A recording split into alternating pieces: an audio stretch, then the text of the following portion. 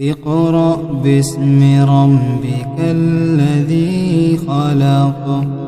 خلق الإنسان من علق اقرأ وربك الأكرم الذي علم بالقلم علم الإنسان ما لم يعلم كلا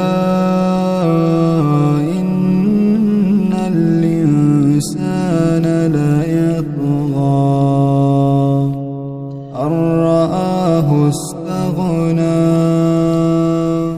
إن إلى ربك الرجعى أرأيت الذي ينهى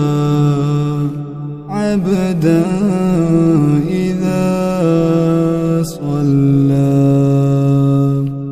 أرأيت إن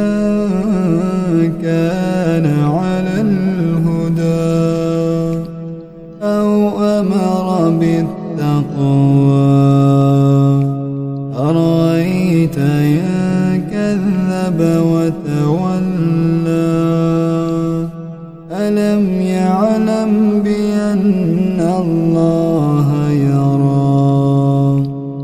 كلا لئن لم ينته لنسفعا بالناصية ناصية كاذبة خاطية فليدع ناديه سندع الزبانية كلا